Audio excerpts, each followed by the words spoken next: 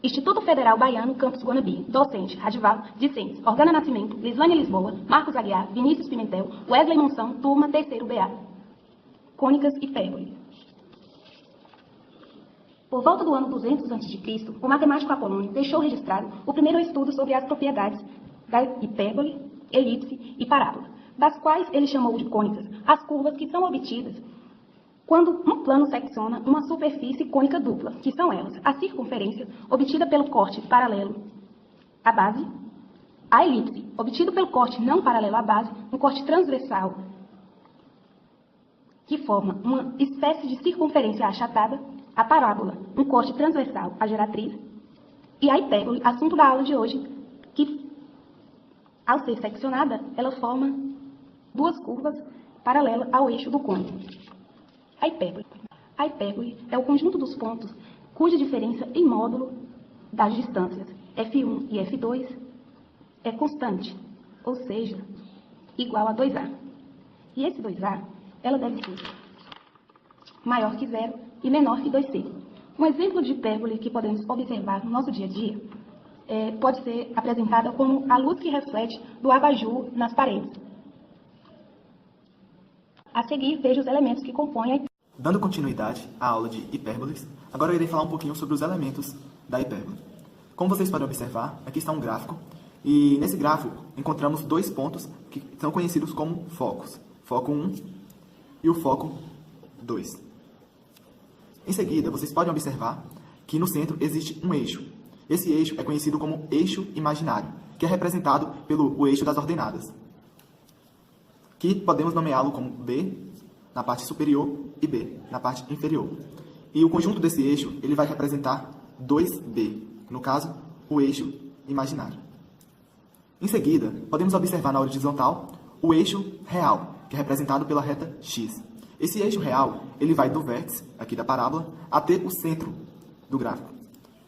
Tanto de um lado, tanto do lado direito, como do lado esquerdo. E é representado por A. O conjunto total do eixo real ele é conhecido como 2A. Eixo real. Também podemos observar que existem dois focos, como eu disse anteriormente. E a distância entre esses dois focos, elas são conhecidas como 2C. É a distância focal.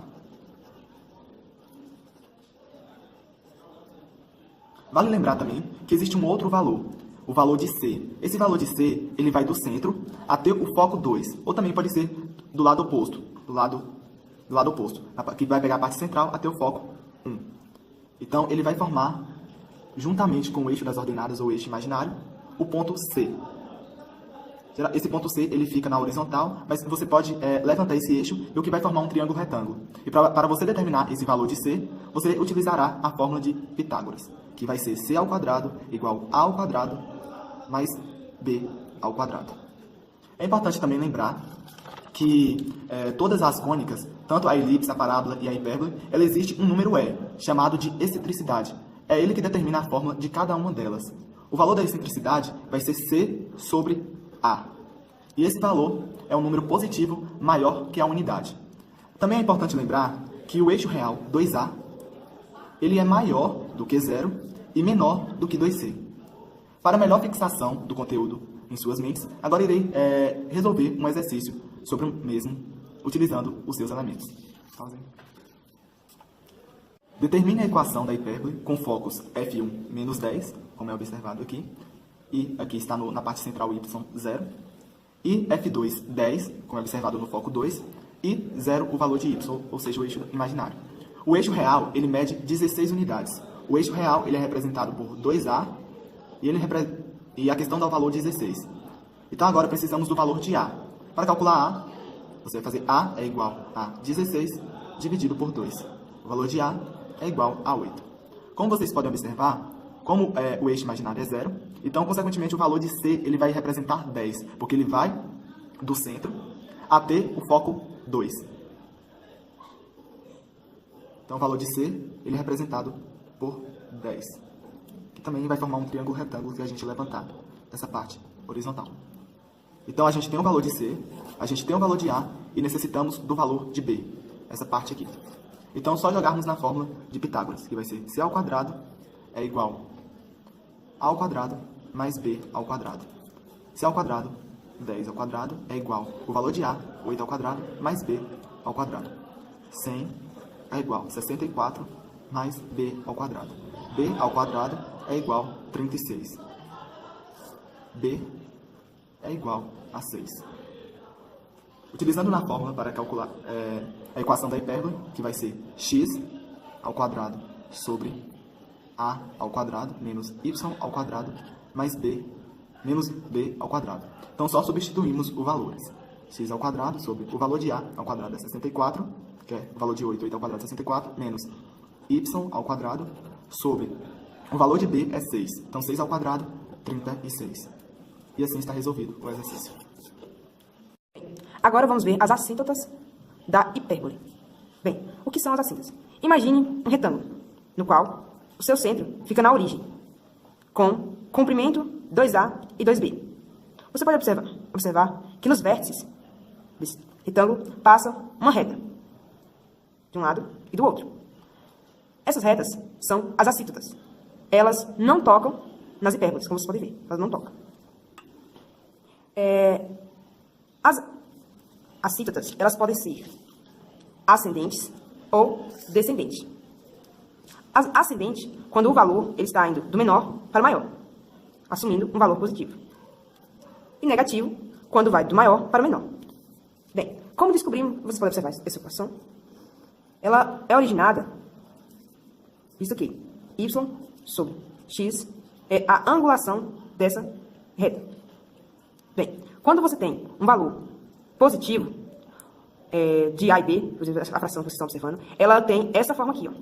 Ou seja, quando está B sobre A, está desse jeito. Perdão, gente, é B sobre A, não é positivo.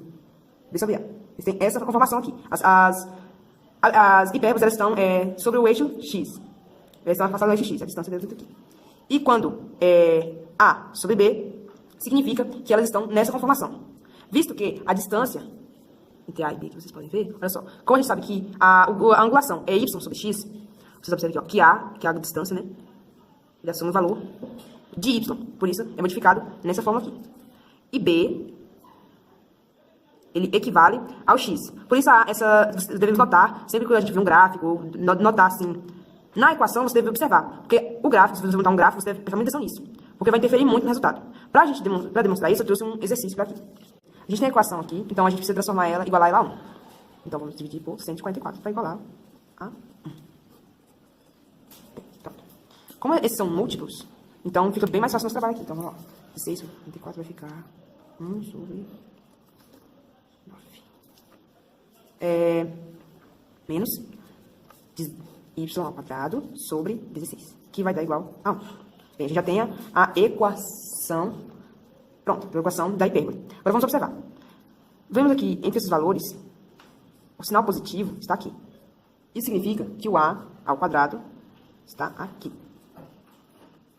E o B, com o sinal negativo, está aqui. Então vamos ver. A ao quadrado vai ser igual a 9. E A vai ser igual a raiz de 9. Igual a 3. E B a gente tem como B ao quadrado assim, 16. B vai ser igual a raiz de 16.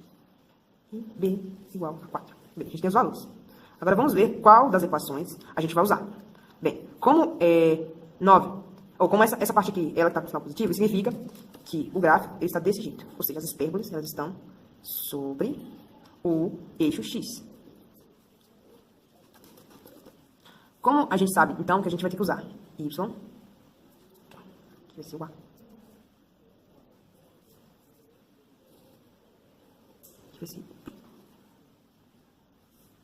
Como a gente sabe que o valor é assim, a gente sabe que M é igual a Y sobre X, a gente vai utilizar B sobre A, X.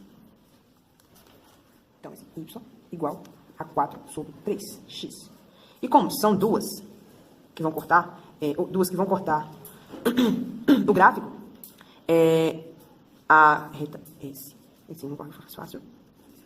S1, a hipérbole, a síntona hipérbole vai ser S1 igual a Y, que é igual a 4 sobre 3x. E S2, que é igual a Y menos 4 sobre 3.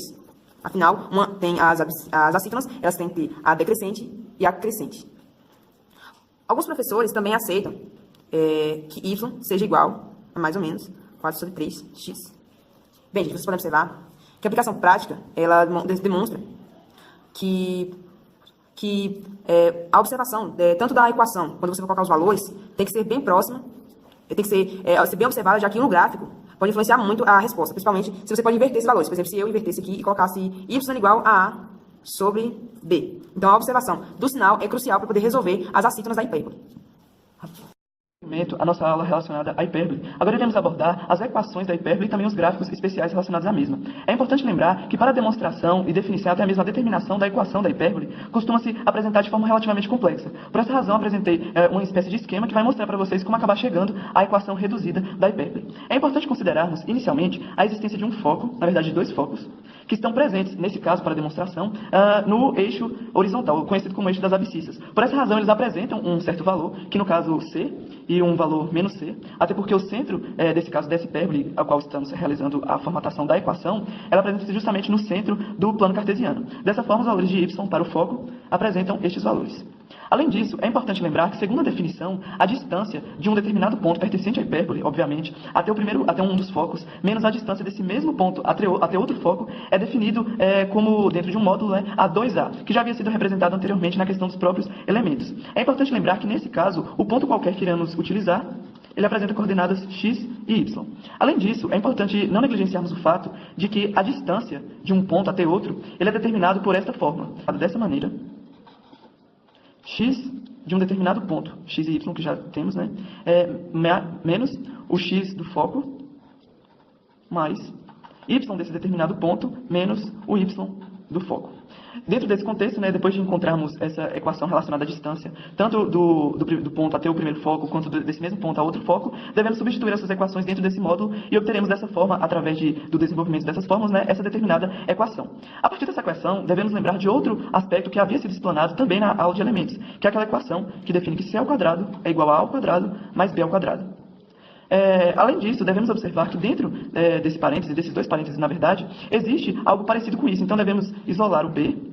Isolando o b, obtemos menos a ao quadrado mais c ao quadrado. Como essa equação, esse valor equivale justamente a isso, substituímos nesse contexto o b ao quadrado. Com posterior desenvolvimento, obtemos esta equação, que seria justamente a equação reduzida da hipérbole. Para o caso, como já havia dito anteriormente, há a presença do centro nos pontos 0 e 0. E, além de tudo isso, o foco apresenta estes valores que já havia sido explanado. Agora, iremos apresentar alguns casos especiais envolvendo as equações. Justamente, como eu já havia dito anteriormente, nas equações reduzidas.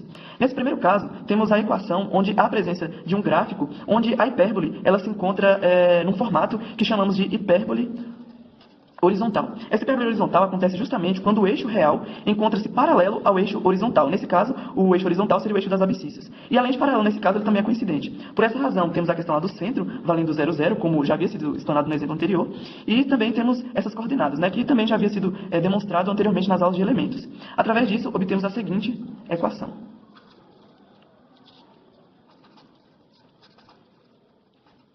É importante lembrar que essa equação acontece quando, como eu já havia dito, a hipérbole é horizontal. Sendo assim, o eixo real encontra-se, nesse caso, paralelo ao eixo das abscissas. Nesse segundo caso, há algo de uma forma um pouco diferente. Até porque, nesse caso, há a formação do que chamamos de hipérbole vertical. Porque o eixo real encontra-se, na verdade, paralelo ao eixo das ordenadas. Por essa razão, o denominador a ao quadrado não fica agora embaixo do x. Mas sim, o numerador acaba sendo y ao quadrado sobre a ao quadrado mais x ao quadrado sobre b ao quadrado. Isso sendo igual a 1. Através dessas definições, relacionando a clara questão do centro, valendo como o centro sai da origem, apresenta as coordenadas 0 e 0, obtemos essas equações. Entretanto, também há casos em que, na verdade, devemos analisar essas questões relacionadas à equação da hipérbole, que devem ser analisadas segundo outro viés. Nesse caso, o centro não está coincidindo com o centro do plano cartesiano. Dessa maneira, obtemos o x sendo representado pela letra h, nesse exemplo com valores totalmente arbitrários, e o valor de y sendo representado por k, x, h, y por k. Através dessas definições, obtemos a seguinte equação. Isso lembrando que o eixo, nesse caso, como nesse caso também, acaba sendo paralelo ao eixo das abscissas. Obtemos, então, x, um x qualquer, menos o valor do x do centro, não, o x do centro, na verdade mesmo, sendo nesse caso h ao quadrado, sobre a ao quadrado menos y, nesse caso o valor do centro acaba sendo k ao quadrado, sobre b ao quadrado. E isso tudo é igual a 1. Além disso, temos esse outro caso, que é bastante semelhante a esse, onde o eixo real, como já havia dito, agora está paralelo ao eixo ordenado. Dessa maneira, temos a seguinte equação, onde, na verdade, o y será o numerador do denominador a ao quadrado. Temos, então, y menos k ao quadrado sobre a ao quadrado menos x menos h ao quadrado sobre b ao quadrado. Isso tudo é igual a 1.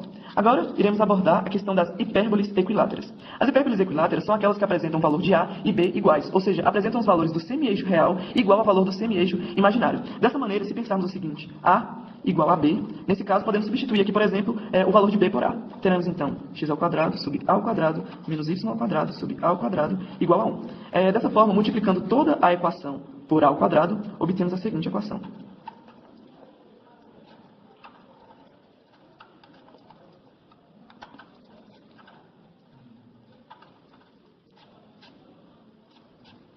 Dessa forma, obtemos essa equação. Na verdade, aqui continua ao quadrado. Então, essa é a equação para uma hipérbole equilátera. Lembrando que, nesse caso, o centro também encontra-se nos pontos 0 e 0. E, nesse caso, estamos abordando a questão de uma hipérbole horizontal. Caso não fosse uma hipérbole horizontal, caso fosse uma hipérbole vertical, que eu já expliquei anteriormente, a equação apresentaria a seguinte composição. Também temos, nesse sentido, a conhecida equação geral de uma hipérbole. A equação geral de uma hipérbole acontece justamente quando transformamos uma equação simples, uma equação reduzida, e deixamos ela igualada a zero. Ou seja, em uma determinada parte fica todos os valores e outro lado zero. Nesse caso, eu trouxe um exemplo prático para mostrar para vocês como poderemos transformar essa equação reduzida em uma equação geral. Para realizar esse cálculo e alcançar uma equação geral, devemos fazer inicialmente na questão do mínimo múltiplo comum de 9 quadros, que acaba sendo 36, e a partir disso, realizar os procedimentos contínuos, que sempre acontece quando chegamos ao mínimo múltiplo comum. 36 dividido por 9 quadros, 4 que multiplica todos esses valores que estão dentro desse parêntese, menos 36 dividido por 4 dá o valor de 9, 9 que multiplica todos esses valores que estão dentro deste parêntese. Além disso, aqui temos o 36, o 36 dividido por 1 dá 36, 36 vezes 1, 36. Além disso, devemos agora desenvolver os termos que se encontram dentro do parêntese. Isso justamente para que a equação acabe tendo os valores exatos. X ao quadrado, 2 vezes x vezes menos 3, mais 9, 3 ao quadrado.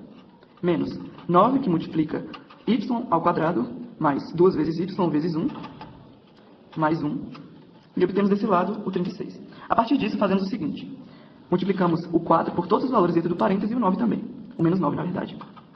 4x ao quadrado menos 24x, 4 vezes 9, 36. Menos 9y ao quadrado menos 18y menos 9 igual a 36. A partir disso, organizamos toda a equação. Obtemos, nesse sentido, essa outra equação.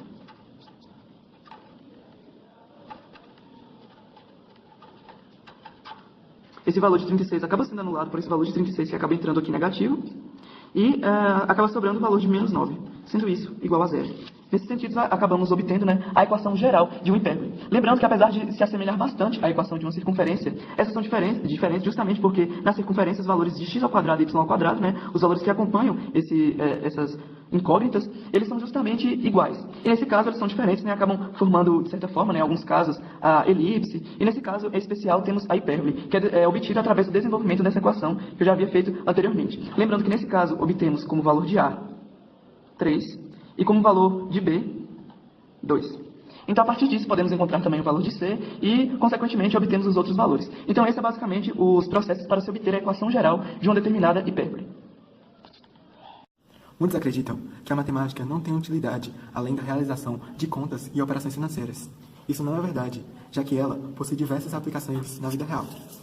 Nesse desenho, eu decidi representar a matemática aplicada no cotidiano e em outras áreas da equação.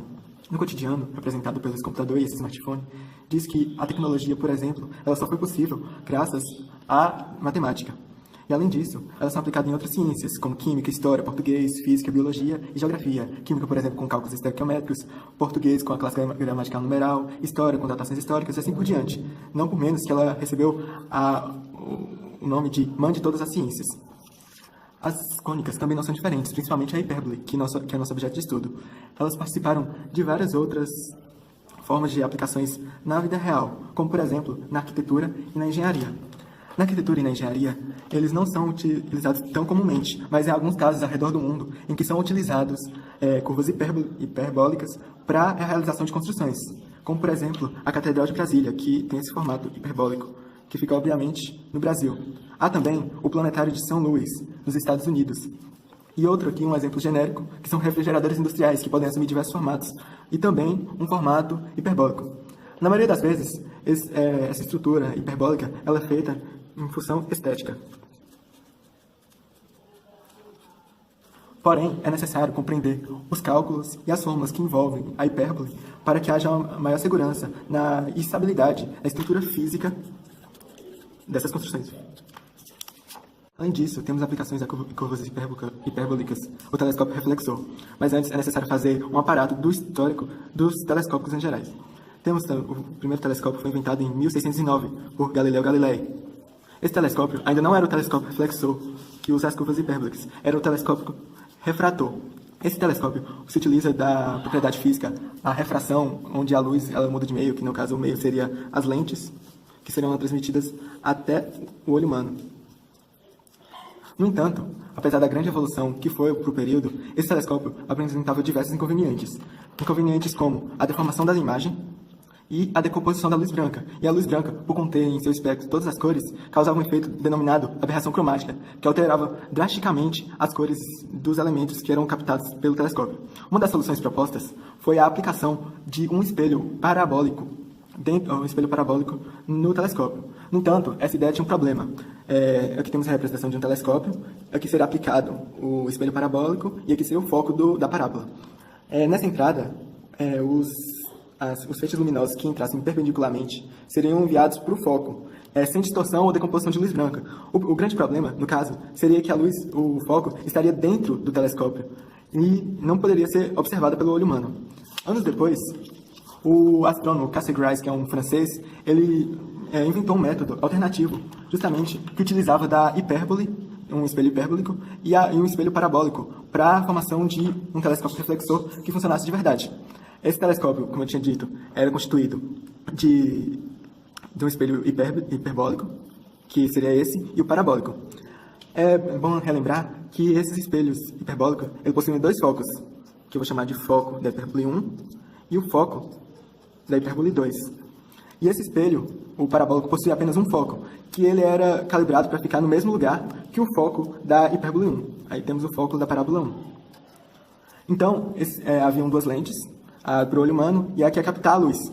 Então, esse telescópio é direcionado para um corpo que emita a luz, como os sóis, como as estrelas gerais, ou que reflita a luz, como a Lua representada aqui, que reflete a luz do Sol. Esse elemento, ele reflete luz, e as que vão perpendiculares atingem o espelho parabólico, que envia diretamente para o local onde seria seu foco. No entanto, eles acabam encontrando no percurso o espelho hiperbólico, que envia para outro foco e deixa visível a imagem ao olho humano.